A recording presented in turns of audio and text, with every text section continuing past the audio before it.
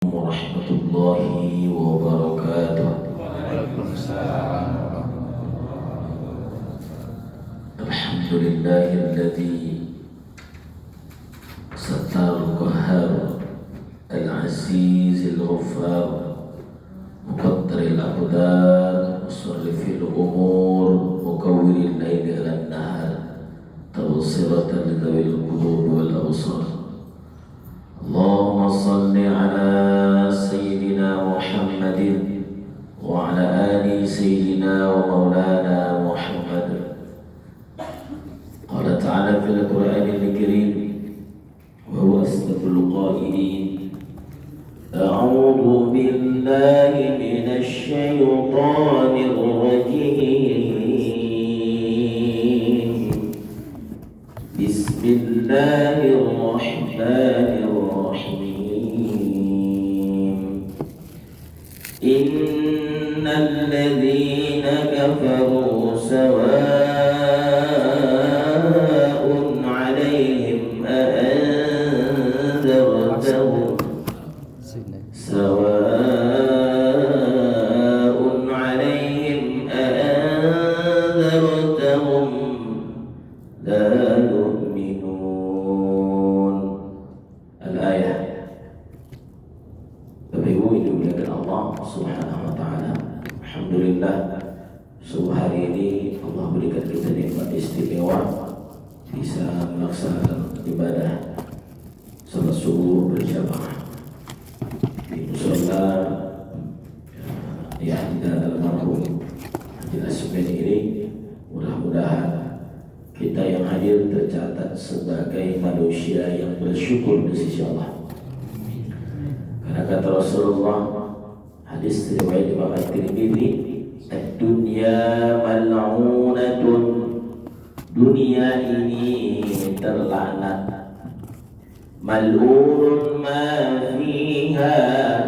Yang di dalam dunia ini semuanya terlaknat.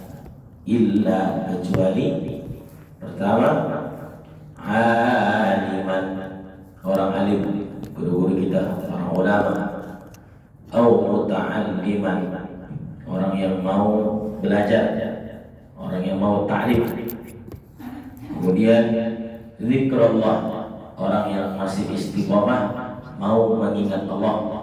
Yang ketiga, orang-orang yang mau mendukung, yang mau mensupport para ulama, para pembelajar, mencintai santri, mencintai ulama, mencintai rumah Allah, termasuk walaupun kadang dia tidak hadir di tempat kita, Pak, tapi asbab mereka taklim berjalan, asbab mereka anak-anak santri bisa belajar, itu juga termasuk orang yang terhindar dari laknat Allah.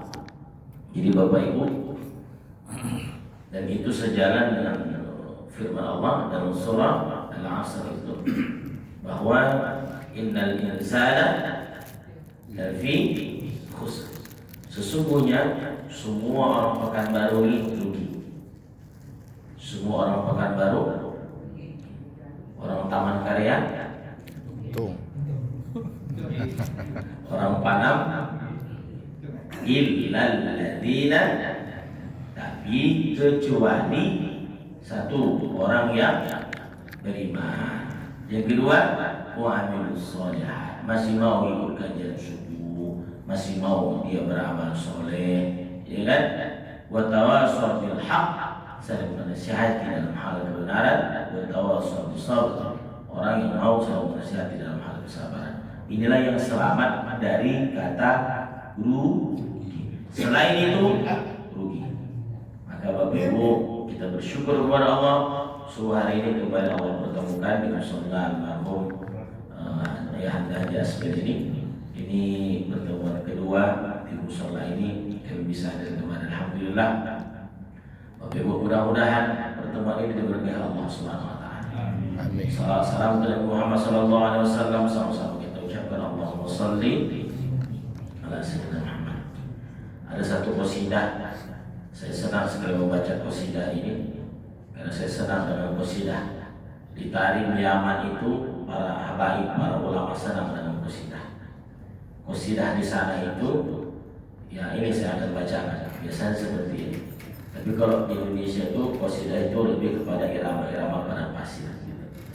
Qasidah ini adalah qasidah yang dibaca oleh kakek Rasulullah Abdul Muttalib sebagai bentuk rasa syukur dan cintanya kepada Allah Subhanahu wa taala. Sallallahu alaihi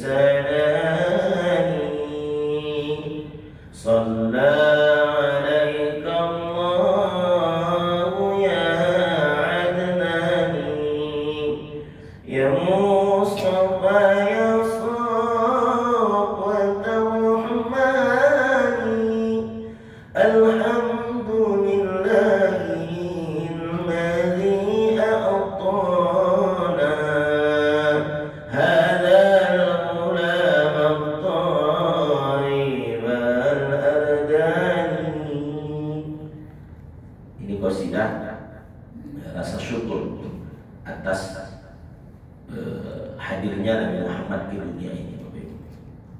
Dan itu dibacakan oleh kakeknya Abdul Muttalib. Dia bawa cucunya itu ke depan Ka'bah. Senang. Makanya atuk itu kalau sama cucunya senangnya bukan main. Betul lah betul. Nenek-nenek kalau sama cucu sayang apa sayang? Sayang apa sayang kali? Mana lebih sayang ketimbang sama anak? Wah itu anak. Itu betul. Makanya atuk nenek itu jangan marah cucunya di depan dia. Marahnya awal. Jadi Bapak Allah muliakan, kalau ada hari ini orang cinta dengan cucunya, maka Nabi Muhammad Abdul Muttalib adalah manusia yang paling bahagia dalam hidupnya dengan kelahiran Nabi Muhammad. Itu qasidah, itu selalu kami baca. Bapak Ibu sudah agak panjang, kalau kita baca sampai habis tidak jadi waktu itu mengaji.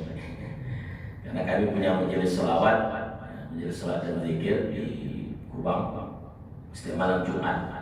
Alhamdulillah merutinkan selawat itu melembutkan hati. Bapak Ibu kalau ingin hatinya lembut baca selawat. Baik Bapak Ibu Allah muliakan, kami ngaji pada subuh hari ini mengaji kitab yang kemarin Ayyuhal Walad karya Hujjatul Islam Imam Al-Ghazali. Nafa'anallahu bi ulumihi fid dharain amin.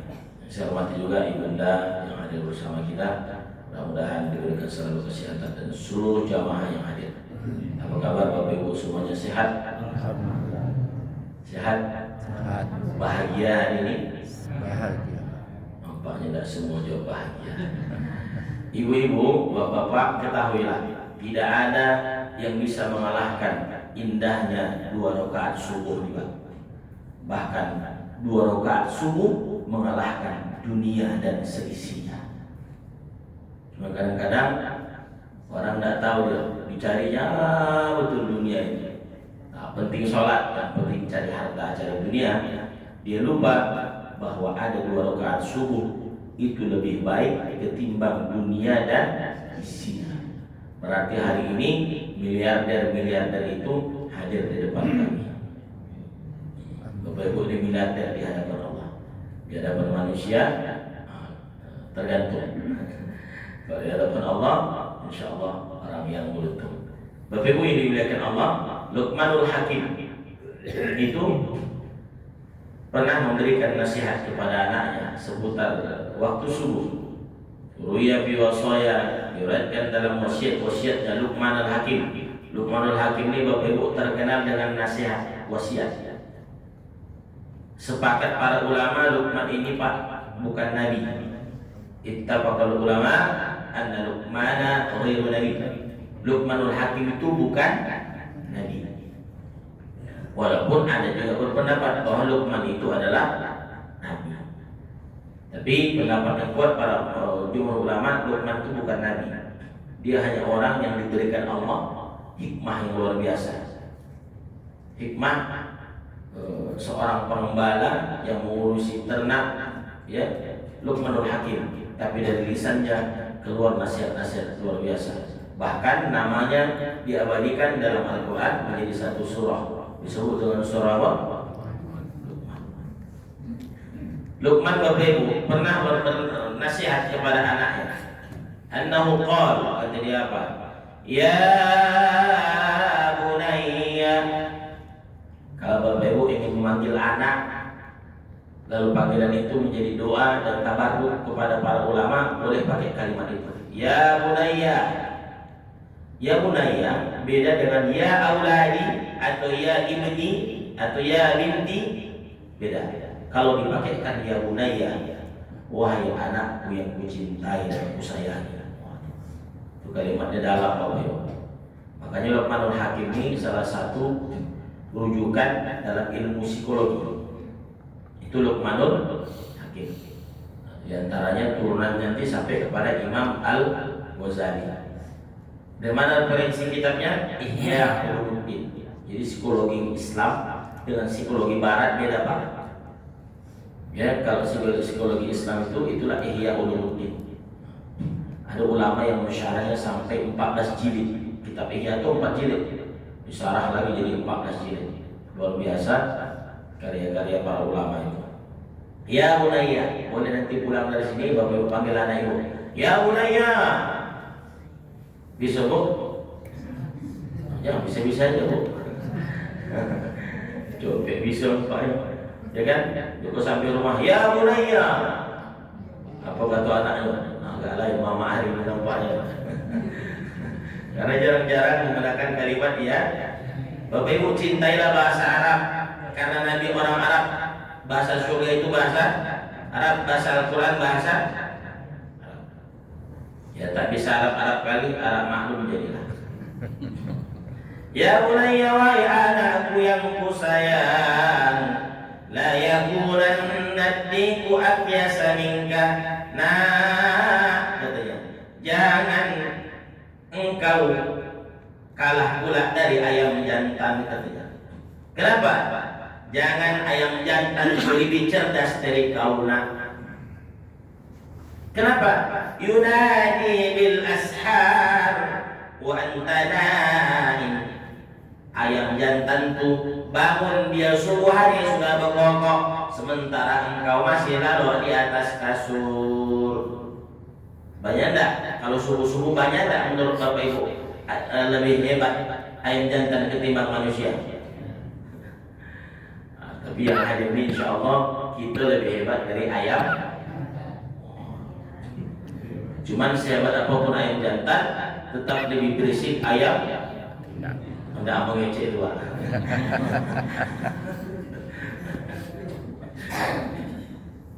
Mana buktinya? Ayam betina itu telur sebiji ribut. Maka orang Melayu dibuat qasidah itu, ya kan? Bila diri ingin dikenang, semailah bunyi di tengah sawah, bawalah ilmu padi di ladang, tambah berisi tunduk ke bawah.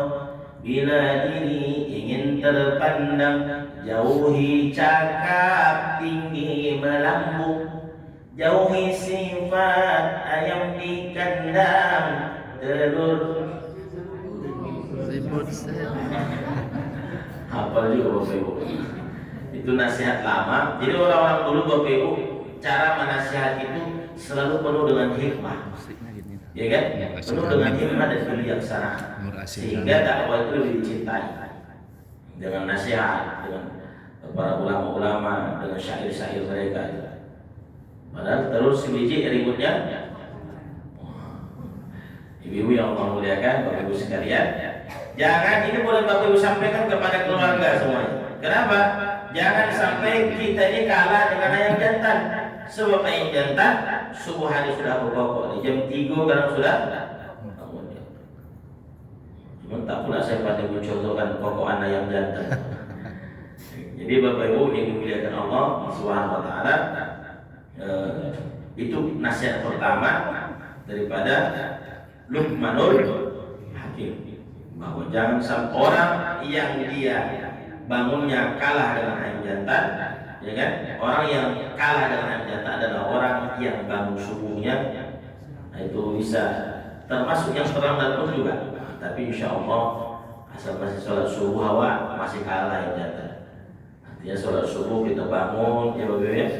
Karena tak semua pula jago jam 3 nampaknya kan. Nah, yang penting kita tetap sholat subuh, itu maksudnya. Bahwa jangan sampai tidak sholat subuh sedang ayam jantan saja sudah bangun di subuh hari.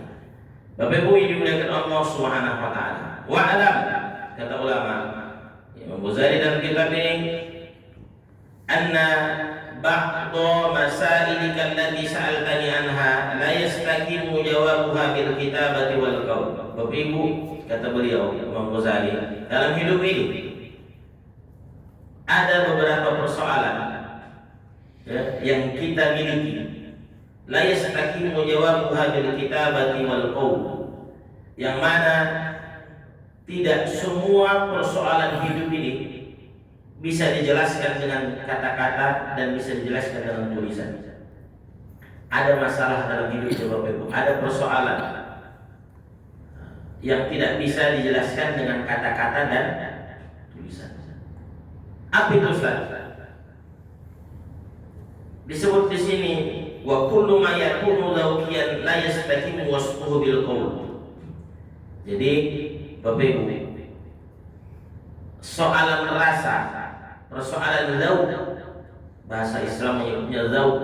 Zauq itu soal rasa. Ada persoalan dalam hidup ini yang tidak bisa dijelaskan dengan kata-kata dan ditulis, Pak.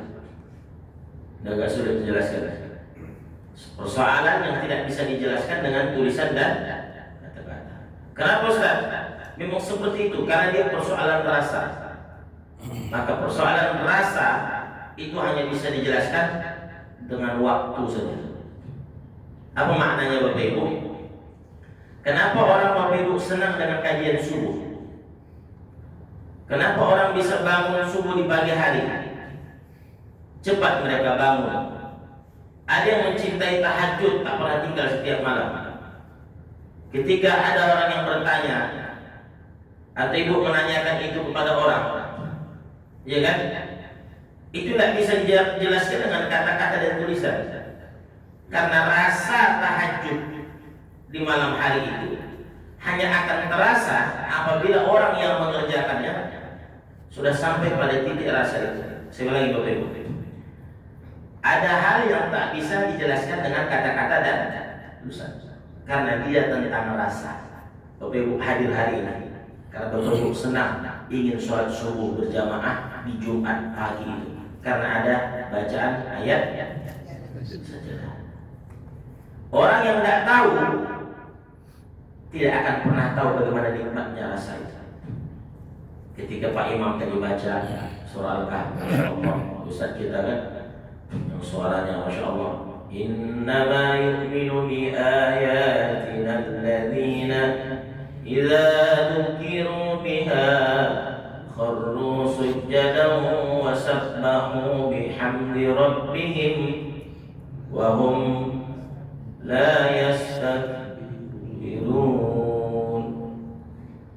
Terasa sama saya Bapak Ibu ketika dibaca tadi, ya Allah, ayat ini kenapa kita disunnahkan dianjurkan bersujud sajadah? Karena saat manusia sujud, setan lari terbirit-birit. Karena sumpah setan itu satu, Pak, diantaranya apa?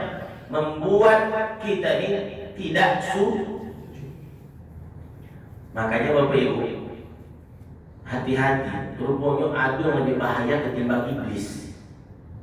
Siapa itu Ustaz? Orang yang tidak sholat. Iblis itu dicap sebagai manusia sombong dan angkuh, sebagai makhluk sombong dan angkuh, karena dia tidak mau sujud kepada Adam. Catatan itu bukan kepada orang yang tak sholat. Dia sedang menunjukkan sebuah keangkuhan. Bukan hanya kepada Adam dia tidak patuh, kepada Allah pun dia tak mau sujud. Makanya ketika dibaca ayat sajadah itu Bapak Ibu, ya kan? Sajadah wajhiyya lilladzi khalaqahu wa syaqqa sam'ahu wa basarahu. Ya kan? Itu bentuk bahwa kita ini patuh dan tunduk kepada Allah Subhanahu wa taala. Bapak Ibu yang sudah biasa sholat tahajud, nikmat tak? Sholat apa namanya? Ayat sajadah itu nikmat tak Bapak Ibu? Nikmat tak? Bisa tak Bapak Ibu jelaskan bagaimana nikmatnya? Bisa Bapak Ibu bisa tak menjelaskan? Nikmat sekali ayat sajadah itu ketika dibaca di subuh Jumat. Anaknya bertanya, macam mana rasanya nikmat itu mah? Bisa tak dijelaskan rasanya? Bapak nikmat menyeruput kopi, ya kan? Contoh. Lah dibuat kayak pemawat tadi, insya Allah.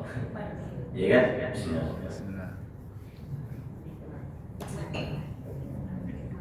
Ya kan? Bapak Ibu tanya, nikmat tak? Saya katakan nikmat. Lalu tanya lagi, bagaimana rasanya Ustaz? Tidak pandai saya menjelaskan. Saking kan? Jadi Bapak Ibu yang mengatakan, ulama-ulama itu luar biasa. Mereka menjelaskan satu persoalan dalam hidup ini, dan ini akan jadi pelajaran untuk kita bahwa dalam hidup ini ada soalan-soalan dalam hidup yang tidak bisa dijelaskan oleh kata-kata. Dan bisa tidak Bapak Ibu menjelaskan rasa itu dengan tulisan? Makanya orang kalau sudah nikmat dia berzikir Pak, la ilaha illallah, la ilaha illallah.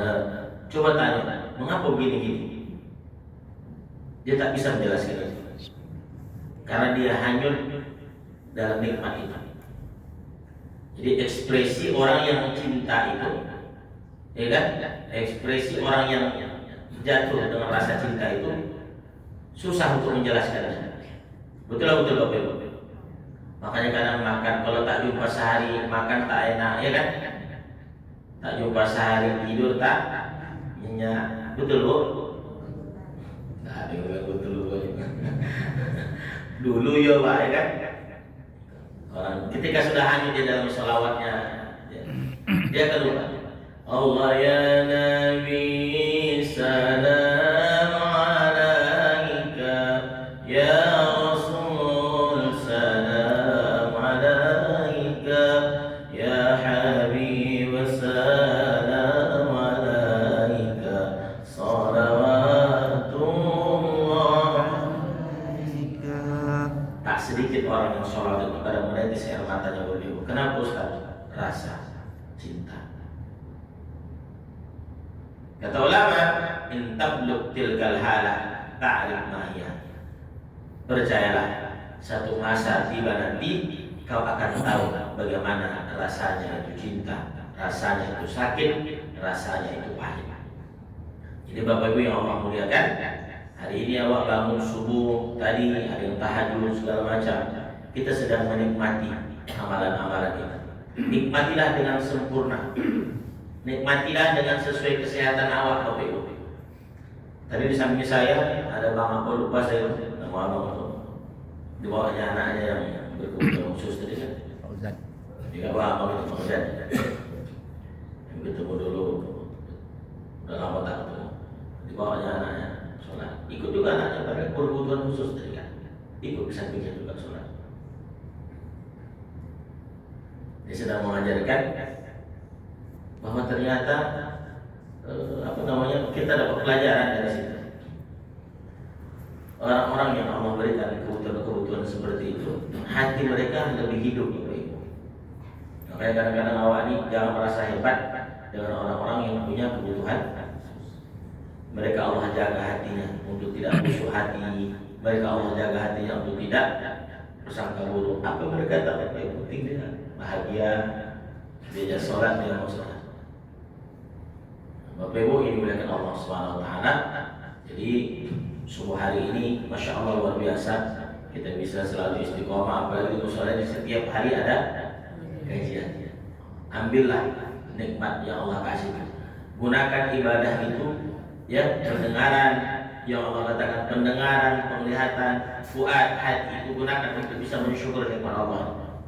Kita harus selalu merenung. Kata Allah, ya ayyuhalladzina amanu taqullah wal tanzur nafsum ma qaddamat lighad wattaqullah innallaha khabirun bima ta'malun. Allah ulang pada ayat ini Bapak Ibu, kalimat takwa itu 2 kali. Ya ayyuhalladzina amanu taqullah. Wahai orang-orang beriman, bertakwalah kepada Allah. Caranya Ustaz, Allah lanjutkan, wal tanjur nafsu ma qaddamat lighad. Setiap jiwa hendaklah selalu merenungkan. Wal tanjur itu perintahnya kuat. Dalam kaidah nahwu itu disebut, ada lam di situ disebut dengan lam ta'lil. Wal tanjur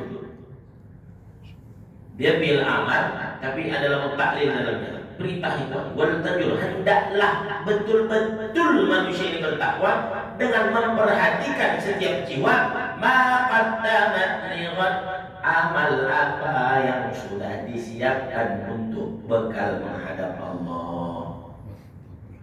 Jadi Bapak Ibu, memang untuk menuju surga itu berat ujiannya. Berat apa berat Ibu? Berat Pak. Nanti awak sering kali sholat di masjid, kata orang Allah soalin lah. Kalau Bapak Ibu sudah sampai kepada fase di mana orang menggunjing Bapak Ibu karena Bapak Ibu beramal soleh, berarti itu sudah betul. Itu sudah proses yang benar. Kalau kita beramal soleh belum ada yang gunjing, berarti belum sampai ke fase yang betul. Itu kaidahnya Pak. Itu kaidahnya. Siapa sih yang tidak selamat dari mulut manusia ini? Sedang Allah saja pun tak. Ingat. Kalau rasa-rasanya belum sampai, kita ada orang yang menggunjing awak sudah beramal soleh, berarti kita belum sampai pada fase para ulama-ulama itu. Digunjing Bapak Ibu. Apalagi Luqmanul Hakim.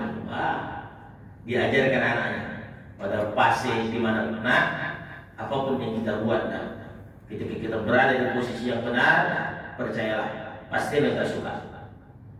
Saat itu anak tak percaya, itulah yang diambilnya keledai. Keledai itu lebih pendek dari kuda, ya kan? Bogol, bahasa Arabnya bogol, lebih pendek. Dituntut orang untuk berjalan. Memang ada yang meminta, ya kan?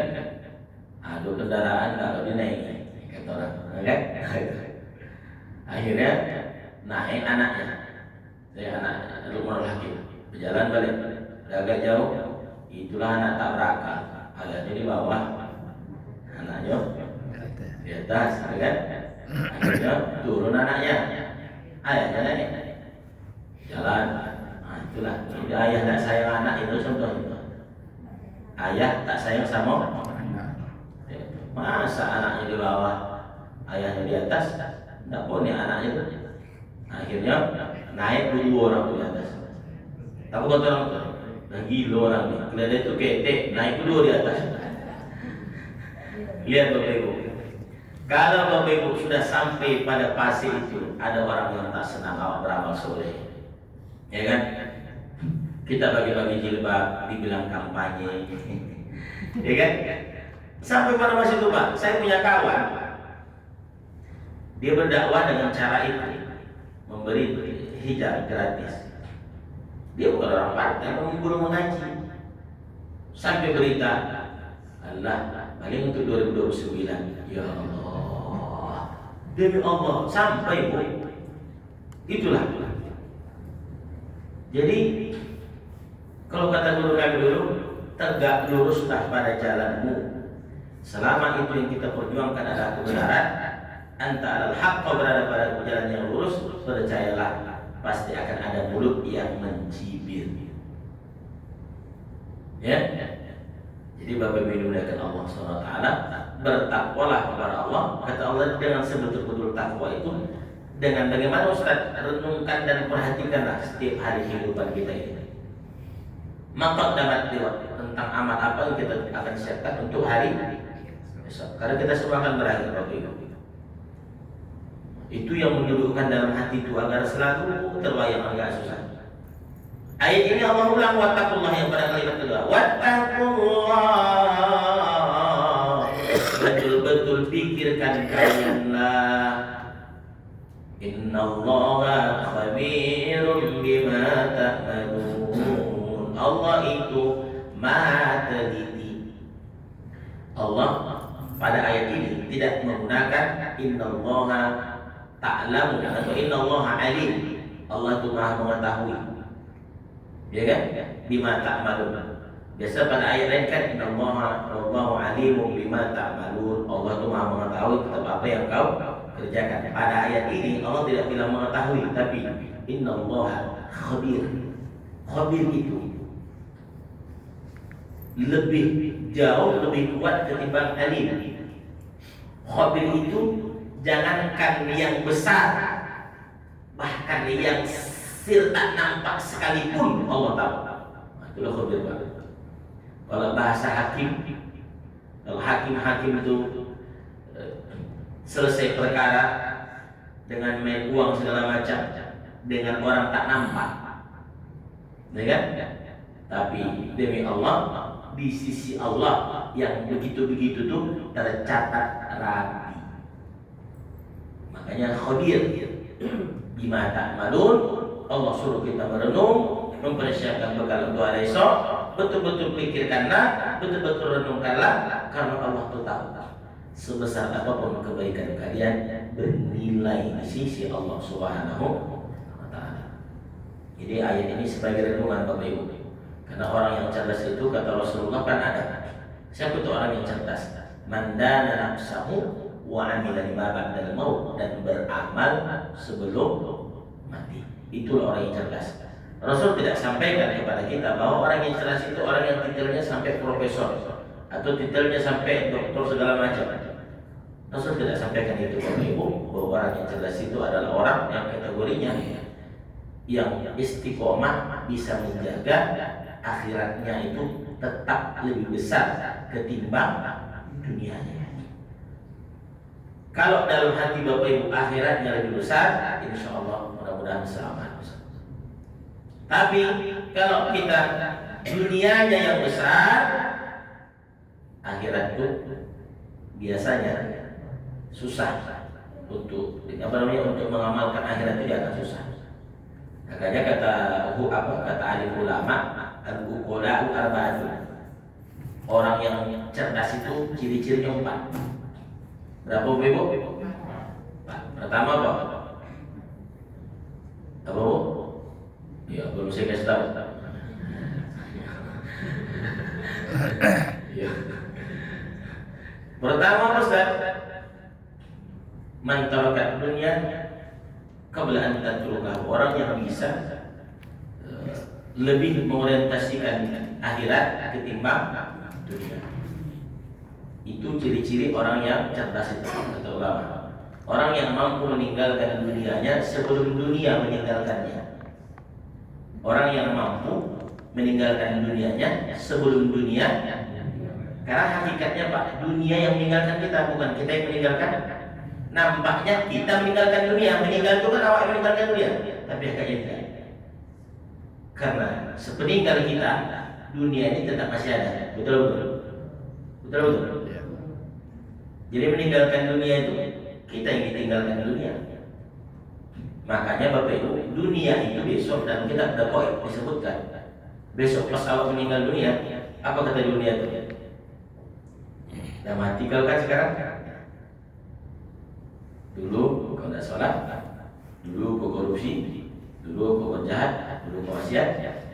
Sekarang tanggung jawabmu ke Tuhan. Dadah kata dunia. Awak yang bertanggung jawabkan. Padahal awak datang ke dunia ini tidak bawa masalah kan?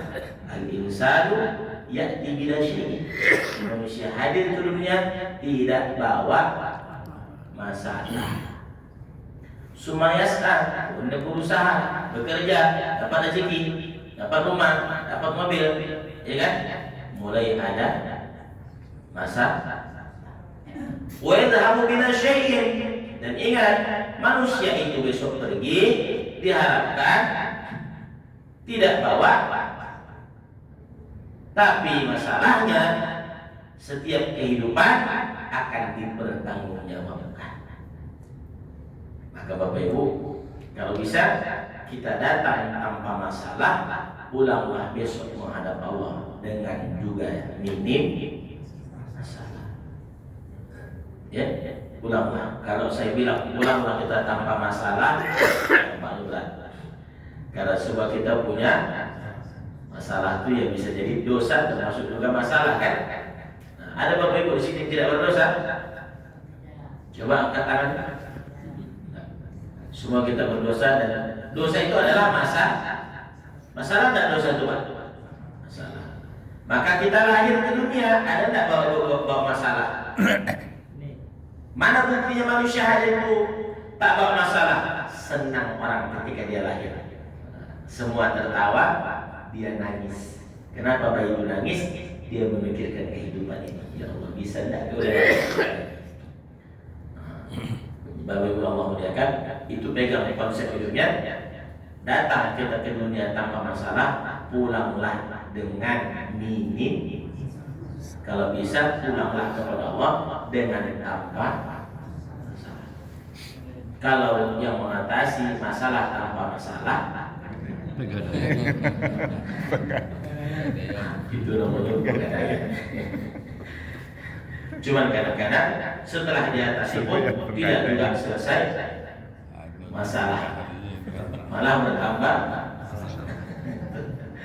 Bapak Ibu yang dimuliakan Allah SWT, kembali ke kaji kita tadi bahwa hidup ini merenunglah setiap harinya, berpikirlah tentang nikmat Allah, beramallah dengan seutuhnya.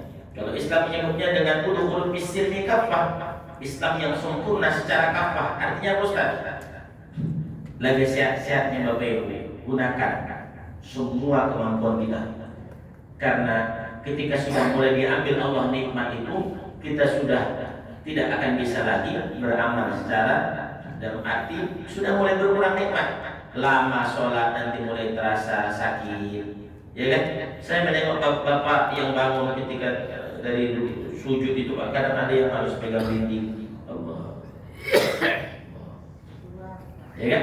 Kalau sekarang kenapa masuk kamu? Ketika sudah mulai datang rasa mulai asam lambung, sempade, sembau. Ini tempoyak. Ya. Jadi Bapak Ibu ketika sudah mulai datang penyakit-penyakit itu, apakah nikmat itu sudah terasa berkurang? Mana buktinya? Panjang karena ribuan imam itu pas tarawih, jamaah di belakang mulai rukuknya lama dibuat Pak Imam itu. Sudah 3 kali imam tak bangkit-bangkit, pasti dalam hati awalnya aku udah 3 kali aku diwajahnya tambah aja 3 lagi. Subhanallah. Oh, nama wajib tak naik ke imam itu. Itu ciri-ciri penyakit itu mulai dah. Kalau dulu masa sehat lama pun masih tahan. Sujud lama, udah sujud lama subhanallah. 3 kali lama pun lama juga. Karena kalau sujud itu kan kadang-kadang bangun bisa oyong. Karena memang darah itu terbuka. Silakan bagikan. Itu nikmatnya ngaji subuh di musola nih. Karena ada sarapan lontong, insyaallah. Mudah-mudahan yang bersedekah pahalanya disampaikan kepada almarhum. Amin. Amin. Insyaallah. Amin ya rabbal Alamin. Kalau Ustaz tinggal kena muji. Kok pulang lagi lah? Jangan. Bapak Ibu dimuliakan Allah SWT. Saya rasa saya tidak sampai suruh Bapak Ibu izin ya, hari ini khutbah Jumat saya di Pakning. Oh, Agak jauh sana. Itu pun semalam saya ajak kawan bantu nyupir, tak dulu supir kayaknya pergi lupa ya kumpul. Jadi hari ini nampaknya sendiri awak Pakning sendiri. Mumpung masih sehat. Besoklah dua baru kalau sekarang saya masih bisa. Tapi Allah muliakan, saya sebutkan kajian saya bersyukur sebenarnya keluar sarapan ini ada dalil saya untuk menutup kajian ini. Jadi kalau keluar sarapannya kan agak berpikir juga kan. Jadi saya simpulkan kaji kita. Bapak Ibu Allah muliakan, tapi nanti jangan lupa mau sholat isyraq dalam sholat. Ambil izin dulu Bapak Ibu. Ya, Bapak Ibu Allah muliakan. Pertama, pelajaran penting untuk kita dan anak-anak kita bisa sampaikan selalu nasihat Luqman ini benar, jangan sampai kau lebih bodoh pula ketimbang ayam jantan. Kenapa nek? Kenapa mah? Ayam jantan sudah berkokok di subuh hari, sementara kau masih nikmat di atas kasur. Itu motivasi sama mereka supaya hidupnya tidak selalu kalah oleh ayam. Sama ayam aja. Patutlah orang tua dulu mengungkapkan satu kalimat. Apa kata dia? Hati-hati nak, jangan lamun-lamun nanti rezeki mau dipatok ayam. Itulah artinya Tuhan. Karena kalau ayam jantan lebih dulu jago, tentu rezeki awak dari patok lebih duluan. Ya kan? Tapi Ustaz yang tak sholat dapat juga dia rezeki. Dapat memang, tapi jauh daripada kata tenang kan. Bapak Ibu ini dimuliakan Allah SWT. Yang kedua tadi kita belajar tentang kehidupan bahwa ada soal dalam hidup ini yang tak bisa dijelaskan oleh kata-kata. Tapi ketika mereka sampai nanti pada titik rasa itu, baru dia akan katakan, oh ini rasanya. Saya menceritakan tentang nikah dengan Pak Imam Mawar. Apakah dia paham? Ustaz, Ustaz nikah itu begini Ustaz. Ada paham Ustaz? Tapi besok setelah beliau menikah, beliau akan dan akan tahu rasanya, ya kan? Bahkan bisa jadi rasa beliau lebih nikmat pula ketimbang rasa awak. Soal rasa namanya. Itu disebut dalam diri. Ada seorang yang bercerita tentang kenikmatan pernikahan, tidak bisa dijelaskan. Makanya banyak orang setelah menikah, apa kata dia? Kalau ku tahu nikmat menikah, umur 15 tahun dan nikah dulu. Soal rasa tadi ya. Rasa zikir, rasa hidup, rasa sholat, rasa tahajud, rasa apapun itu tidak bisa dijelaskan dengan manusia itu Bapak Ibu. Makanya soal ngaji itu sama, soal tidak bisa kita paksa orang untuk paham. Kita tidak bisa maksa orang untuk bisa hadir. Tapi setelah dia cinta, dia akan tetap hadir.